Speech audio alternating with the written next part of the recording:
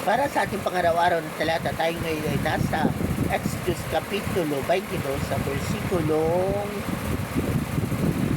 20. Sino mang maghandog sa Diyos-Diyosan ay papatayin, sapagkat kay Yahweh lamang dapat maghandog. So, ang passage na to ay tungkol doon sa Old Testament law or rules patungkol sa paghahandog sa Diyos-Diyosan na ipinagbabawal ng Diyos. Kasi nga naman, alam natin na si Lord ay isang jealous God or silosong Diyos or mapanibuguing Diyos. Kasi ganito yun. Itong batas na to, winigay sa kanila ni Lord nung panahon na naranasan na ng mga Israelites yung kapangyarihan ng Diyos. Imagine, linabas sila sa Egypt. So, yung slavery nila, inilabas na sila sa slavery. At sila ngayon ay papunta na sa promised land. So, naglalakbay na sila dito papunta sa promised land nung binibigay ito ni Moses. Kaya, kung sila man ay bibigay or naghahandog ng nung panahon nila may sacrificial offering at may burnt offering na binibigay sa Diyos, kay Yahweh. Pero kapag ibinigay nila yon sa kanilang Diyos sa nagawa sa bato, sa kahoy, sa pilak o tanso o kung ano pa man, nagawa ng kamay ng tao, insulto yun sa Diyos. Kasi ba naman, naranasan na nila yung lahat ng kapangyarihan ng Diyos, yung paano sila ililigtas ng Diyos doon sa Egypt. Tapos ipagpapalit lang nila ang Diyos sa kahoy o bato o kung ano pa man. So insulto yun sa Diyos. Kaya death penalty sa kanila ang yung pagbigay ng sacrificial offering or burnt offering sa mga Diyos-Diyosan. Kasi insulto yun sa Diyos nila. At ang Diyos nila ay ang Diyos na pinaglilingkuran natin.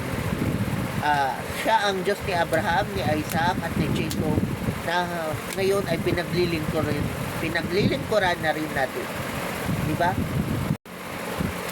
At syempre, sa panahon natin ngayon, iba na. Hindi na sa atin applicable yung pagbibigay ng sacrificial offering at ng burnt offering. Pero, pag Sunday, di ba, may part doon sa na kailangan mo magbigay ng tithes at magbigay ng offering. So, itamas yung pagbibigay ng offering sa Diyos ay still a must. So, kailangan pa rin natin yung gawin.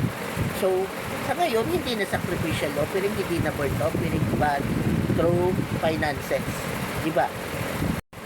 Kasi, syempre, gagamitin yun sa pagmamanage ng kanyang tahanan or yung household ni Lord or yung church.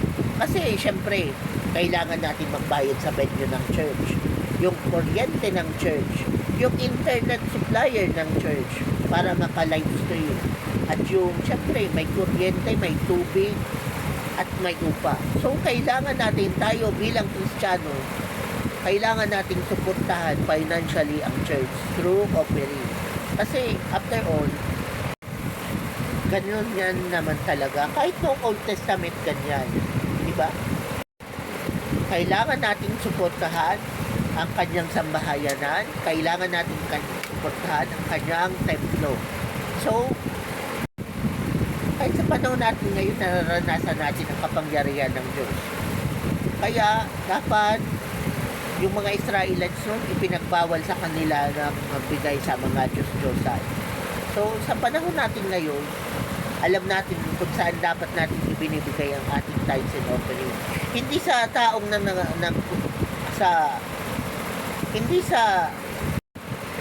hindi natin ibibigay ang ating tithes and offering sa tao na nagpapanggap na Diyos. So, iba na ngayon kasi ngayon. Dati Diyos-Diyosan lang. Pero sa panahon natin ngayon, may deception na yung mga tao nagpapanggap na Diyos para lang magkapera sila. Kaya sa pagbibigay natin ng tithes and offering, kailangan natin magkaroon ng discernment.